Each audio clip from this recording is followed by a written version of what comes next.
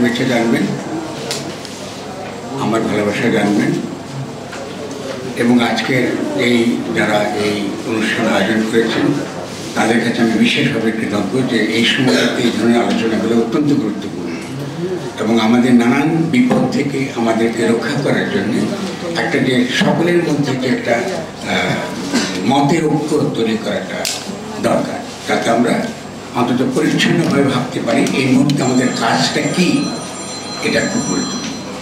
কিন্তু সবার আগে আমরা যে বসতে পেরেছি আজকে খোলা মনে, কেমন কোনো অন্তত ভয় ছাড়া যে পুলিশ এসে আমাদেরকে ধরে নিয়ে যাবে বা গুম ঘরে নিয়ে যাবে বা আমগা ঘরে নিয়ে যাবে, এই যে পরিবেশটা যারা তৈরি করে দিয়েছেন, যে শহীদরা যাদের রক্তের উপর দাঁড়িয়ে আমরা এখানে এসেছি, আমি সবার আগে তাদের প্রতি আমার কৃতজ্ঞতা জানাচ্ছি এবং তাদের যে অভিপ্রায়টা রাজনৈতিক সাহিত্যে এবং আইনি সাহিত্যে যেটাকে বলা হয় গণ অভিপ্রায়, যার ভিত্তিতে একটা রাষ্ট্র গঠিত হয়, সে অভিপ্রায়টা যেন সকলে মনে রাখে। তারা কিন্তু কথা বলার জন্য এখানে নাই, হাজির নাই, কেমন আমরা হাজির রয়েছি। তারা তাদের কণ্ঠস্বর যেন আমাদের মধ্যে দিয়ে প্রকাশিত হয়, এটা হলো আমাদের দায়িত্ব। প্রথম কাজ, প্রথম করণীয় হচ্ছে তারা কি চেয়েছিলেন এটা আমরা গঠন করতে পারি কিনা, এটা আমরা গঠন করতে পারবো কিনা আগামী দিনে, যেন কোনো ফ্যাসিস্ট শক্তি, কোনো ফ্যাসিস্ট রাষ্ট্র ব্যবস্থা আবার আমাদের দেশে কাজ না। এটা হচ্ছে আমাদের প্রথম 1 নম্বর করণীয়। এই করণীয় থেকে যদি কেউ সরে যায়, ওরা কিন্তু কোনো না কোনোভাবে প্রতিবিপ্লবের ফাঁদে কিন্তু পড়ে, এটা ভাবতে হবে। তারা যেন আমরা কোনো প্রতিবিপ্লবের ফাঁদে না পড়ি, তার জন্য আমাদের সকলের মধ্যে চিন্তার স্বচ্ছতাটুকু লাগবে, পরিষ্কার থাকতে হবে আমরা কী বলছি, কী নিয়ে কথা বলছি। তা আনোয়ার ভাই যে খুবই সুন্দর একটা প্রবন্ধ দিয়েছেন, তিনি রেনেসাঁর কথা বলেছেন, আমাদের এই কতগুলো প্রস্তাব দিয়েছেন, প্রত্যেকটার প্রস্তাব আমরা সকলে একমত। আমি শিওর এখানে এমন কেউ নেই যারা তার সঙ্গে একমত হবে না। কিন্তু এটা একটা দিক, এটা হলো সরকার কি করবে। কেমন দেখেন, আমাদের সকলের মধ্যে কিন্তু একটা চিন্তার একটা অপরিচ্ছন্নতা আছে, এটা বিপজ্জনক, এটা খুব বিপজ্জনক। সেটা রাষ্ট্র এবং সরকারকে আমরা দোমার পাকে ফেলে। রাষ্ট্র এবং সরকার কিন্তু এক কথা না। আপনারা যারা পলিটিক্যাল সায়েন্স পড়েছেন, যারা ফিলোসফি পড়েছেন, যারা দর্শন পড়েছেন, তাদের ক্ষেত্রে প্রত্যেকে বুঝতে হবে রাষ্ট্র সম্পূর্ণ ভিন্ন ধরনের একটা প্রতিষ্ঠান আর সরকার সম্পূর্ণ ভিন্ন। রাষ্ট্রের এই দুটো যে ফাংশন, এই দুটো যে চরিত্র, এটা যদি আমরা ভুলে যাই তাহলে এখন কিন্তু আমরা প্রতিবিপ্লবের ফাঁদে পা দিয়ে ফেলবো। কেন বলছি এখন, সেটা হলে যে আমরা অধিকাংশ লোক জানি না বা বুঝতে পারি না যে গণতন্ত্র রাষ্ট্রের একটা ধরন। গণতন্ত্র বলতে নির্বাচন বোঝায় না। আমরা এখানে যারা বসে আছি অধিকাংশের ধারণা গণতন্ত্র মানে নির্বাচন, যেহেতু আমাদের দেশে নির্বাচনবাদটা এত গভীরভাবে আমাদের চিন্তার চেতনার মধ্যে প্রবেশ করেছে যে আমরা সকলেই মনে করি যে নির্বাচন হলে গণতন্ত্র হয়, না নির্বাচন হলে ফ্যাসিজম হয়। হিটলার কিন্তু নির্বাচনের মাধ্যমে ফ্যাসিজম ব্যান করেছে, মুসলিম নির্বাচনের মাধ্যমে ফ্যাসিজম ব্যান করেছে, শেখ হাসিনা নির্বাচনের মাধ্যমে ফ্যাসিজম ব্যান করেছে। এটা পরিষ্কার থাকতে হবে আপনাদেরকে। আজকে যদি এখানে বেগম খালেদা জিয়া উপস্থিত ছিলেন থাকতেন, তিনি স্বীকার করতেন। আমি তাকে বারবার বলেছি যে 1/11-এর পরে তিনি যেন নির্বাচনে না যান, তাহলে বাংলাদেশে একটা ফ্যাসিস্ট স্টেট প্রতিষ্ঠিত হবে। কিন্তু তাকে জোর করে নির্বাচনে যারা নিয়ে গিয়েছে তারাই আজকে এই বিএনপির এই আজকের এই দুর্দশার জন্য তারা দায়ী। আপনাদের কিন্তু পরিষ্কার মনে করতে, আমার কিন্তু কোনো ভয় নেই, আমি কোনো দল করি না, আমি জনগণের পক্ষে কথা বলি। যখন বেগম জিয়া আমাকে প্রয়োজন মনে করেছেন, আমি তার সঙ্গে কথা বলেছি। যখনই আমি তাকে বিশ্বাস করি, এক কথা পরিষ্কার, আমি বিএনপির বুঝব। ফলে তাকে যেভাবে একদিকে নিয়েছে, তার আত্মমর্যাদাকে ক্ষুণ্ণ করা হয়েছে, তাকে অশ্লীল ভাষায় শেখ হাসিনা গালিগালাজ করেছে।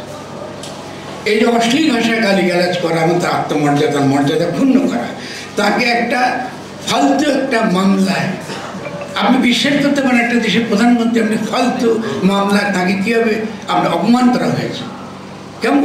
এখন সরকারের নামে, রাষ্ট্রের নামে, আইনের নামে, কিন্তু এগুলো কিন্তু বিএনপি কিন্তু এগুলো কিন্তু মেনে নিয়েছে। আর তিনি একা দাঁড়িয়েছিলেন, কি দাঁড়িয়েছিলেন? যে এই ফ্যাসিস্ট রাষ্ট্রকে বৈধতা দেওয়া যাবে না। তিনি নির্বাচনে যাননি। আপনারা ভুলে যাবেন না ইতিহাস। ইতিহাস ভুলে গেলে কিন্তু আপনারা কিচ্ছু বুঝতে পারবেন না। ফলে আপনারা ভাববেন যে বুঝি এই তরুণ ছাত্ররা যে আন্দোলন করেছে এটা শুধুমাত্র তাদের কৃতিত্ব, এটা তাদের কৃতিত্ব একা নয়।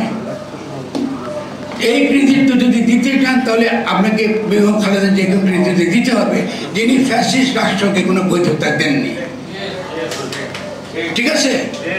তাহলে আপনাদেরকে যদি বলতে হয় যে দেননি, তাহলে এই গণ অভ্যুত্থান কিন্তু বিএনপির কর্মীরাও করেছে। বিএনপির কর্মীরা এই গণ অভ্যুত্থানের অংশ। বিএনপির কর্মীরা জনগণের অংশ। তাদেরকে আর বিএনপি বলার দরকার পড়ে না, তারা জনগণ। এই জনগণের অভ্যুত্থান ঘটেছে এবং জনগণের অভ্যুত্থানের মধ্য দিয়ে জনগণের সর্বোচ্চ অভিপ্রায়, যেটাকে বলে সভারেন্টি, পপুলার সভারেন্টি, গণসার্বভৌমত্ব, এটা কায়েম হয়েছে এবং গণতান্ত্রিক রাষ্ট্র গঠনের এক ধাপ আমরা কিন্তু এগিয়ে গেছি। এটা কি পরিষ্কার বোঝা গেছে? এটা কিন্তু সরকার না, এটা কি হয়েছে? রাষ্ট্র কায়েম করছে, এটা গণতান্ত্রিক রাষ্ট্র। এই গণতান্ত্রিক রাষ্ট্রকে শুধু তরুণরা করেছে না, এটা তরুণরা করে না, তার অনেকগুলো প্রস্তুতি আছে। এটার মধ্যে বিএনপির অবদান আছে, এটার মধ্যে হেফাজতের অবদান আছে, এটার মধ্যে জামাত ইসলামের অবদান আছে, এটার মধ্যে যারা দল করে না তাদের অবদান আছে। জনগণ খুব গুরুত্বপূর্ণ শব্দ।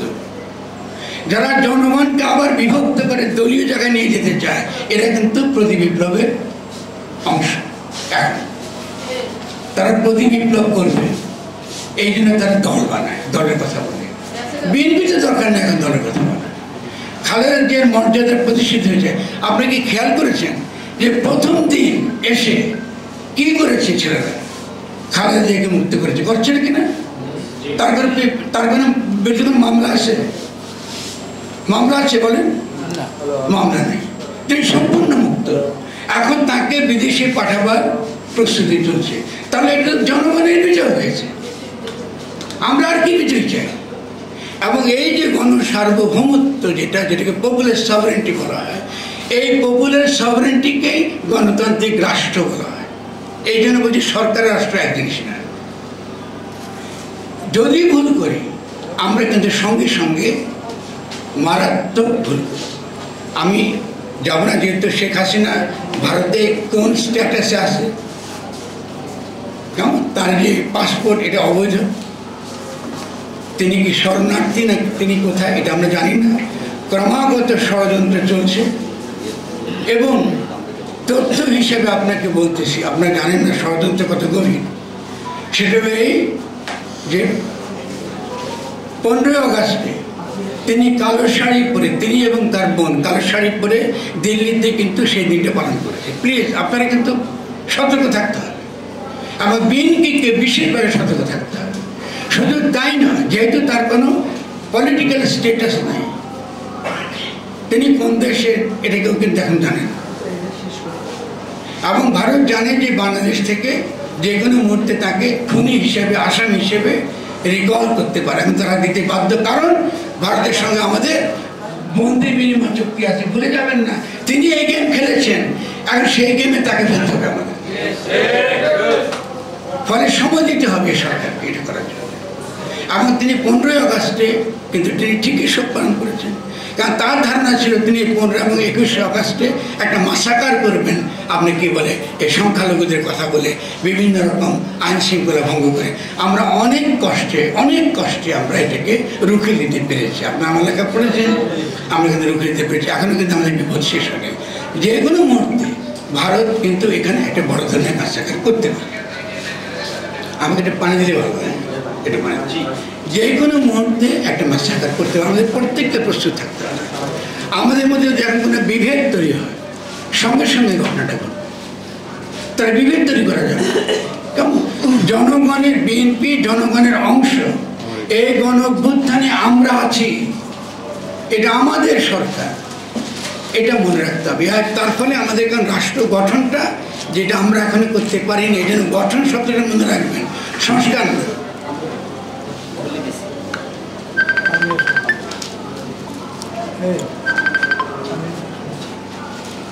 গঠন শব্দটা সাংঘাতিক, সংস্কারটা ভালো শব্দ। আমরা এখন যে পর্যায়ে আছি এটা তবে রাষ্ট্র গণতান্ত্রিক গঠনের প্রক্রিয়া আছে, যেখানে জনগণ অংশগ্রহণ করছে।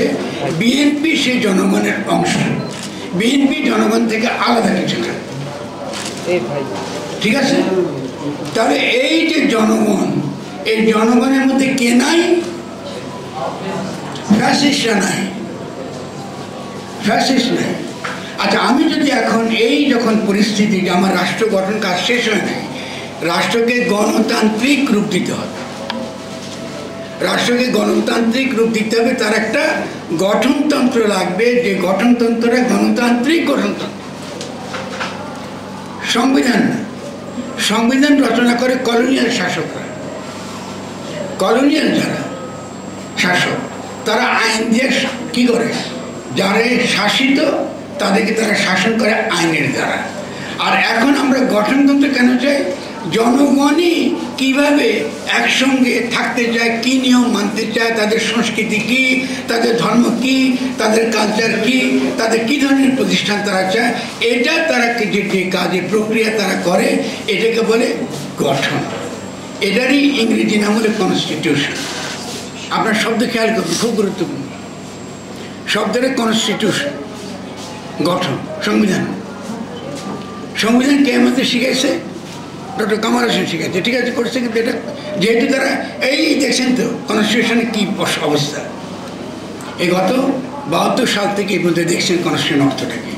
আর গঠন মানে কী ধরনের আইন থাকবে, আমাদের মূল্যবোধ কী, আমাদের এখানে ইসলাম আছে, আমাদের সনাতন ধর্মীরা আছে, আমাদের খ্রিস্টানরা আছে, আমাদের বহু রকম মানুষ আছে, সকলে মিলে আমরা কিভাবে রাষ্ট্রটা গঠন করব, এই তার যে চিন্তাটা, তার যে পরিকল্পনা, এটাকে বলে গাঠনিক প্রক্রিয়া, কনস্টিটিউটিং প্রসেস। এই কনস্টিটিউটিং প্রসেসটা যখন চূড়ান্ত জায়গায় যায়, এটাকে বলে কনস্টিটিউয়েন্ট পাওয়ার, গাঠনিক ক্ষমতা। কনস্টিটিউয়েন্ট পাওয়ার মানে যখন জনগণ গঠনতন্ত্র প্রণয়নের জন্যে একটা সভার জন্য নির্বাচনে যায়। মানে আমি একটা গঠনতন্ত্রের খসড়া তৈরি করেছি, সেই গঠনতন্ত্রের খসড়াটা আমরা সকলে মিলে আলোচনা করতে চাই একটা সভায়, কনস্টিটিউয়েন্ট অ্যাসেম্বলি তার ইংরেজি নাম, একটা সভায় এটা আমরা আলোচনা করি। এবং সেই সভায় গঠনতন্ত্র সভার জন্য যে নির্বাচন, এটা হচ্ছে গঠনতন্ত্র প্রণয়নের নির্বাচন। এগুলো খুব গুরুত্বপূর্ণ ধারণা, কনফিউজ করলে খুব খুব গোলমাল পড়ে যাবে। আর সরকার গঠনের নির্বাচন আসবে গঠনতন্ত্র প্রণয়নের পর। এটা বোঝা গেল? গঠনতন্ত্র প্রণয়ন আগে আর সরকার নির্বাচন পরে। এখন সরকার নির্বাচন তো আমাদের দরকার নেই, আমরা ফ্যাসিস্টদেরকে ক্ষমতা থেকে উৎখাত করে দিয়েছি।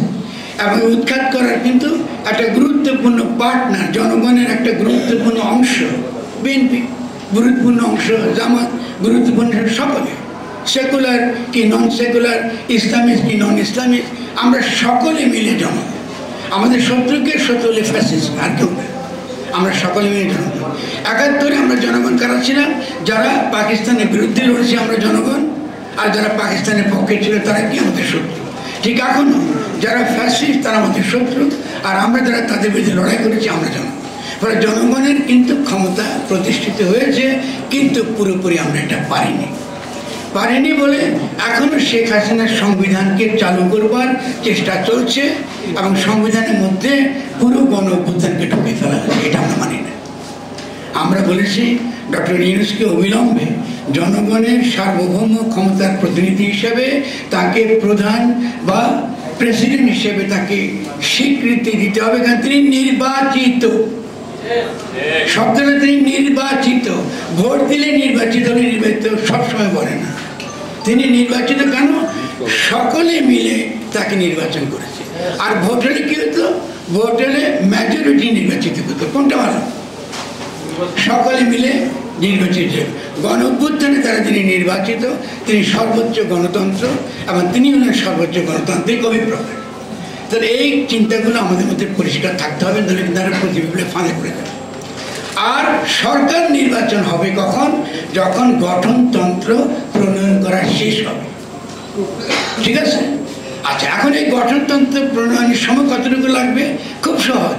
আজকে সাঈদের মনে যে অভিপ্রায় ছিল, আজকে মুগ্ধের মনে যে অভিপ্রায় ছিল, এটা অলিখিত। আমরা যারা বিপ্লবে অংশগ্রহণ করেছি আমরা সকলের মনে অলিখিত অভিপ্রায় নিয়ে আমরা লড়াই করেছি। এই সংবিধানের জন্য কি আমরা লড়াই করেছি? এই সংবিধানের জন্য কি আমরা লড়াই করেছি যে জীবন দিয়েছেন আপনারা? না, এই সংবিধানকে উৎখাত করার জন্য আমরা লড়েছি। আমরা কি সংবিধান মেনে বিপ্লব করেছি? আমরা সংবিধান বিরোধী কাজ করেছি। ফলে এই সংবিধান রাখা মানে এই পুরো গণ অভ্যুত্থানকে অপমান করা। তাহলে এই যে যারা আছে আমাদের যারা শহীদ হয়েছে তাদের মনের যে অলিখিত অভিপ্রায়, এটা লেখা পর্যন্ত যে সময়, এটাকে বলা হয় অন্তর্বর্তীকালীন সময়। এই অন্তর্বর্তীকালীন সময়ে যারা সরকার তাদেরকে বলা হয় অন্তর্বর্তীকালীন সরকার। এটা মনে রাখবেন। আমার কথা কি আপনারা একমত না ভুল? আমি কি ভুল বলছি? তারা তো এটার জন্য জীবন দিয়েছে। তাহলে এটা মনে রাখলে আমরা বুঝবো যে যতক্ষণ পর্যন্ত আমরা নতুন গঠনতন্ত্র না পাচ্ছি ততক্ষণ পর্যন্ত আমরা মাঠে আছি, ততক্ষণ পর্যন্ত আমরা এই সরকারকে আমরা সমর্থন দিব এবং শেখ হাসিনার সংবিধানকে আমরা ফেলে দেব। আমরা এটা মানি না এবং আমাদের যাকে নির্বাচিত আমরা করি তাকে রাষ্ট্রপ্রধান আকারে থাকতে হবে। এখন তিনি ঠিকমতো কাজ করছেন কিনা, তিনি শরীরসাটা হয়ে উঠছেন কিনা, এটা বোঝার উপায়টা খুব সহজ। যারা এই বিপ্লবে অংশগ্রহণ করেছে তাদের একটা কাউন্সিল হবে, ন্যাশনাল কাউন্সিল। তাদের একটা কাউন্সিলে দাবি করতে পারি আমরা যে ডক্টর ইউনূস যাদের সঙ্গে সিদ্ধান্ত নিচ্ছেন সেনাবাহিনীর সঙ্গে কিংবা তার কাছাকাছি যেসব লোক, এটা আমরা মানি না। তাকে একটা ন্যাশনাল কাউন্সিল হতে হবে। সেই ন্যাশনাল কাউন্সিলে নিঃসন্দেহে বিএনপিও থাকবে, সে তো অংশগ্রহণ করেছে। তাকে তো আলাদা করে নির্বাচনের কথা বলার প্রয়োজন পড়ে। ন্যাশনাল কাউন্সিল চাই এবং আমরা এমন ন্যাশনাল কাউন্সিল চাই যারা একটা নতুন গঠনতন্ত্র প্রণয়ন করতে পারি এবং বিএনপির এখন প্রধান দায়িত্ব হচ্ছে একটা নতুন গঠনতন্ত্র প্রণয়নের ক্ষেত্রে সর্বান্তকরণে সহযোগিতা করা। বিপ্লবকে অর্ধেক জায়গা আছে, এটাকে যেন কোনোভাবে সে বাধাগ্রস্ত না করে, এটাকে যেন দ্রুত বেগে কমপ্লিট করে। তার দাবি উচিত অবশ্যই একই সঙ্গে দাবি করা উচিত যে বিপ্লবের বা গণ অভ্যুত্থানের যিনি জনগণের অভিপ্রায় সে হাজির হয়েছেন তিনি বাংলাদেশের প্রেসিডেন্ট হবেন এবং তাকে আমরা সর্বত্র সহযোগিতা করব। এক নাম্বার, সরকারের জন্য সত্যিকারের জনগণের প্রতিনিধিরা থাকে। এখন অনেক লোক আছে, অনেক কেমন দেখছেন উপদেষ্টা আছে।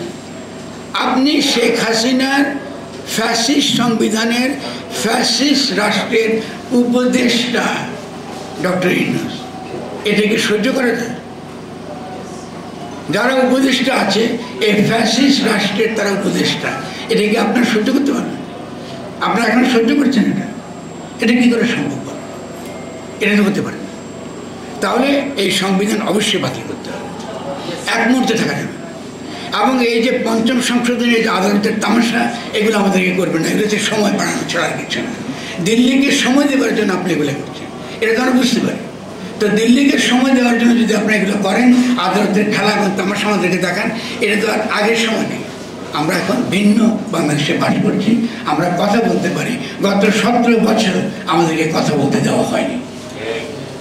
কোনো টেলিভিশনে শেখ হাসিনা নিজে বলেছেন যে কোনো লোক আনো, কিন্তু ফরেন মধ্যে আনা যাবে। আমি কি অন্যায় করেছি? আমি দেশের নাগরিক না? আমার কথা বলতে দেবে না।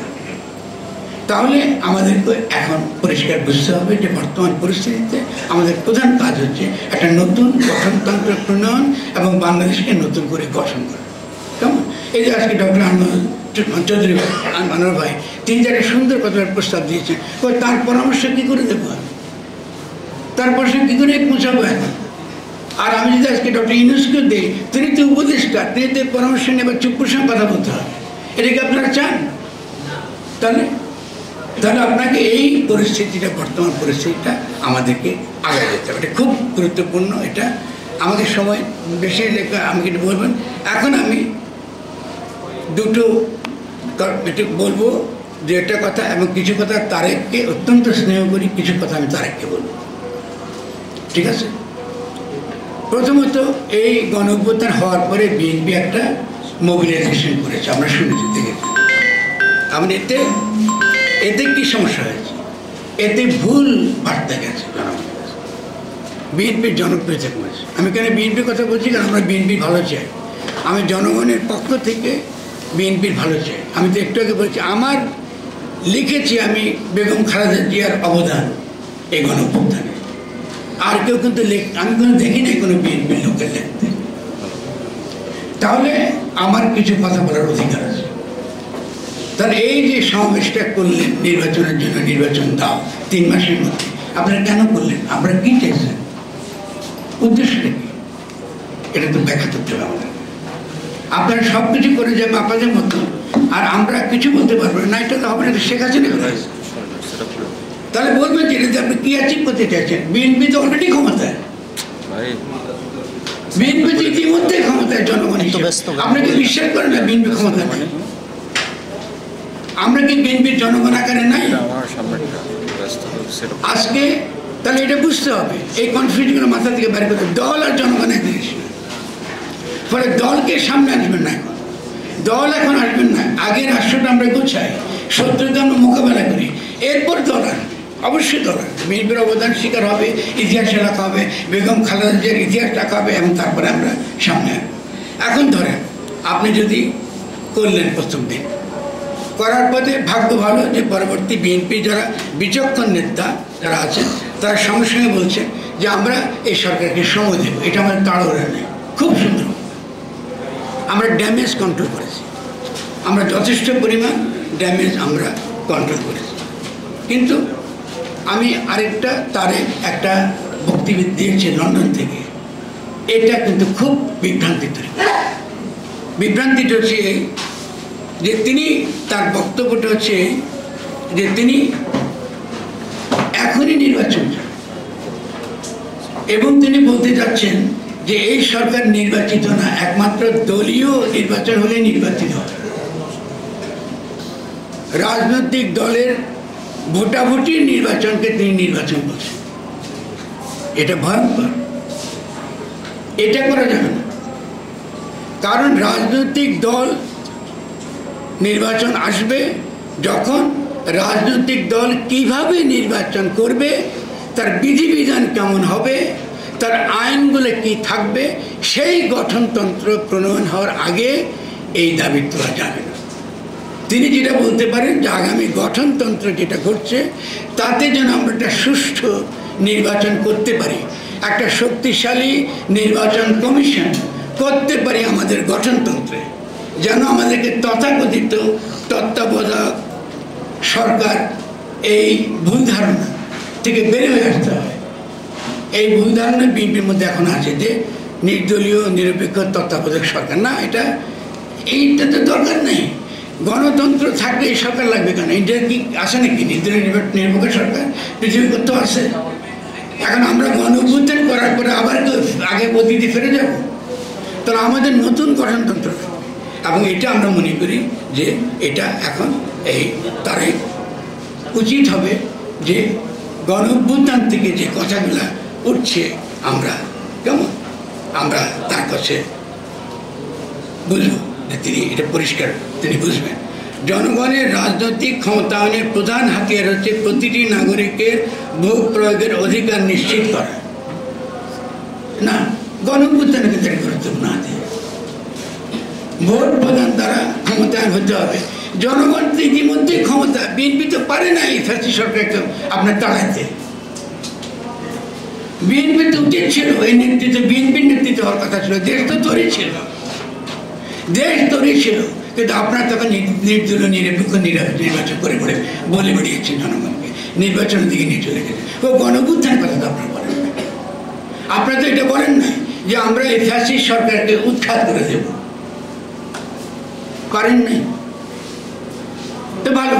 এখন জনগণের সঙ্গে ছিলেন, ছাত্রদের পেছনে ছিলেন, এটা এই গণঅভ্যুত্থান যারা করেছে তারা কৃতজ্ঞতার সঙ্গে স্মরণ করে, তারা স্যালিউট দেয়, অভিবাদন দেয় বেগম খালেদা জিয়াকে। কিন্তু আজকে তারা যদি ওখানে বসে বারবার আমাদের এই সরকারকে দুর্বল করে, আমাকে এমন সব মেসেজ দেয়, এমন সব বিতর্কিত কথা বলে যাতে তরুণরা বিভ্রান্ত হয়, এটা কিন্তু ক্ষতি হবে আমাদের, খুব বড় ধরনের ক্ষতি হবে। কারণ আমি তারেককে বলবো, করজোরে বলবো, ও যদি বলে যে আমি বুঝতে পারছি না ফরাদ ভাই কী করছে, আমি আনন্দ চিত্তে লন্ডনে যাবো, আমাকে এখন টাকা দেওয়ার নেই, আমি কথা বলবো তার সঙ্গে, পাবলিকলি বলবো। এটা করবো না তুমি, তুমি আমাদের আগামী দিনের ভবিষ্যৎ, তুমি আগামী দিনের ভবিষ্যৎ আমাদের। আমরা আজকে থাকবো না, কালকে চলে যাবো, কিন্তু তোমাকে প্রপারলি পলিটিক্যালি এডুকেটেড হতে হবে। তুমি তোমার মতো কথা বলে চলবে না। আর এখানে যে রাজনৈতিক যে বিএনপি যে নেতৃবৃন্দ আছে, তাদের মধ্যে অত্যন্ত বিচক্ষণ নেতৃবৃন্দ অনেকে আছে, তাদের সঙ্গে বিরোধ করবে না দলের ভেতরে, এটা করবে না, এটা ক্ষতিকর। এবং তারা পরিষ্কার এই বিপদটা দেখার সঙ্গে সঙ্গে তারা ইতিমধ্যে আপনারা দেখেছেন বিএনপির পক্ষ থেকে খুবই সুন্দর, খুবই বিচক্ষণ একটা মন্তব্য এসছে, আমি তাদেরকে ধন্যবাদ দেব। তারা বলেছেন যে না, আমরা এই সরকারকে সময় দেব যতদিন লাগে, ভালো না? তাহলে বিএনপির মধ্যে দুটো ধারা আছে, একটা ধারা এই সরকারের পক্ষে, এই গণ অভ্যুত্থানে যে সরকার এসছে তাকে পূর্ণ সহযোগিতা করছে, আরেকটা ধারা বারবার এটাকে ডিস্টার্ব করছে, না আমরা এটা চাই না। বিএনপি আশা করব তাদের মধ্যে এই বিভেদ তারা এটা ভুলে যাক, এই তাদের দলীয় বিভেদকে তারা বাইরে আনবেন না, কিংবা আজকে এই গণ অভ্যুত্থানের পরে জনগণের যে অভিপ্রায় আমরা দেখছি, এই যে বিজয়টা এসছে, এটাকে পূর্ণ বিজয়ের দিকে নিয়ে যাবার জন্য আজকে তারেক আমাদেরকে সহযোগিতা করবে। এবং তার জন্য আজকে লন্ডনে কার সঙ্গে কথা বলতে হবে, কোন লয়ারের সঙ্গে কথা বলতে হবে, আজকে সাউথ আফ্রিকার কোন আইনজীবীর সঙ্গে কথা বলতে হবে, কিংবা আপনি পৃথিবীর যে কোনো বড় আইনজীবী, যে কোনো বড় লিডারের সঙ্গে কথা বলতে হবে, এটার ব্যবস্থা আমরা করে দেব। কিন্তু দয়া করে এমন কোনো মন্তব্য করবেন না যেটা আমাদেরকে আভ্যন্তরীণভাবে করতে পারে। আমি যদি কোনো কিছু বলে থাকি, কারো মনে আঘাত দিয়ে থাকি, আপনারা আমাকে ক্ষমা করবেন। আমি যদি করে থাকি বিএনপির স্বার্থের জন্য, বিএনপির যে আগামী দিনে একটা গুরুত্বপূর্ণ রাজনৈতিক দল আকারে সে দাঁড়াতে পারে, এই জন্য আমি এই কথাগুলো বলছি। আমি সবসময় তাদের মিত্র ছিলাম। আমাকে যখন সারা জীবন তারা লেগেছে বিএনপির বুদ্ধিজীবী, আমার লজ্জিত না, আমি এটার জন্য আমি লজ্জিত না। হ্যাঁ, আমি বিএনপির বুদ্ধিজীবী, ফলে আমি ধমকাতে পারি, আমার অধিকার আছে। ফলে আমি মনে করি আমরা এই ভুল করতে পারবো না। আমাদেরকে দরকার হবে যে পূর্ণ মাত্রায় তরুণরা যে কাজটা শুরু করেছে, যে অসম্পূর্ণটার হয়ে গেল, এটাকে তারা সম্পূর্ণ করবেন। এই ব্যাপারে যে কোনো জায়গায় বিএনপির নেতৃবৃন্দের পাবলিকলি যে কোনো বিতর্কে আমি অত্যন্ত আনন্দের চিত্তে আমি অংশগ্রহণ করব। আমাদের এই আলোচনাগুলো আরও হওয়া দরকার, আরও লিগ্যাল এক্সপার্টদেরকে এনে তাদের কথাবার্তা শোনা দরকার। এই যে লিগ্যাল এক্সপার্টদের নিয়ে কথাবার্তা শোনা দরকার, জনগণের প্রতিনিধি, সিভিল সোসাইটির নাগরিকদের, এটাকে বলে গঠনতান্ত্রিক কাউন্সিল।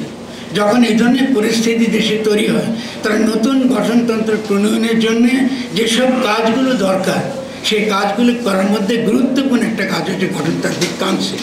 জনগণই আগামী দিনের গঠনতন্ত্র প্রণয়ন করবে, কেউ লিখবে না, কোনো উকিলের মুসাফিদের দ্বারা এটা হবে না, আমরা করব। কী ধরনের বাংলাদেশ যিনি প্রতিনিধি আকারে ক্ষমতা আছেন, তার হাতকে শক্তিশালী করেন, তাকে প্রধান তৈরি করেন, এবং এটা বলতে পারেন যে আমরা যেহেতু ষড়যন্ত্রের ভয় পাইছি, আমরা ঘর পোড়া গরু, কি ঘর পোড়া গরু, ওই সিঁদুরে মেয়ে দেখতে ভয় লাগে আমাদের, তাহলে আমরা একটা কাউন্সিল চাই, একটা ন্যাশনাল কাউন্সিল, যাকে প্রেসিডেন্টকে আমরা নিয়ন্ত্রণ করতে পারি। প্রেসিডেন্ট যদি ভুল পথে যায়, তাহলে যেন তাকে আমরা নিয়ন্ত্রণ করতে পারি। প্রেসিডেন্ট যদি কোনো একটা ভুল উপদেশটাকে যেন রাখে, যেন আমরা বরখাস্ত করতে পারি।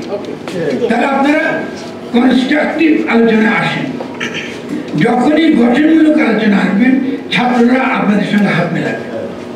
আর যখনই গণতন্ত্রে আসবেন না, তারা ভয় পাবে যে আমরা আরেকটা আওয়ামী লীগ আনতে চাই না।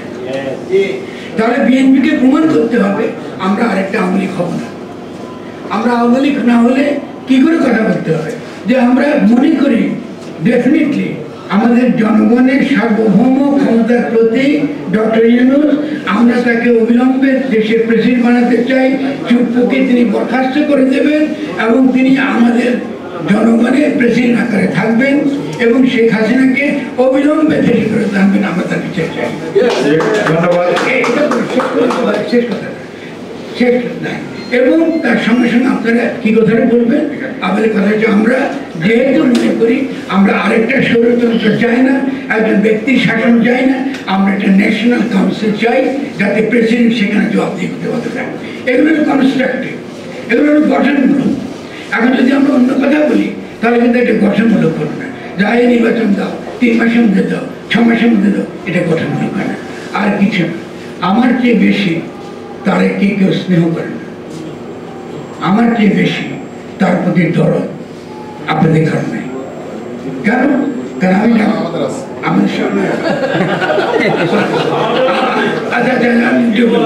আমি প্রত্যাহার করছি, আমি অর্থ কথা রাখছি, কারণ আমি দেখেছি তার উপর কি অত্যাচার হয়েছে। আমরা চাই, আপনাদের মনে অনেক কল্পনা আছে, অনেক আশা আছে, অনেক বাসনা আছে, তেমনি আমিও চাই একটা বাংলাদেশের নেতৃত্ব দেবার মতো গ্রহণযোগ্য সকলের কাছে গ্রহণযোগ্য আদর্শ আসে। বিএনপির কাছে গ্রহণযোগ্য হলে যথেষ্ট না। আগামী যে তরুণদের গণ অভ্যুত্থান করেছে তাদের কাছে গ্রহণযোগ্য হতে হবে।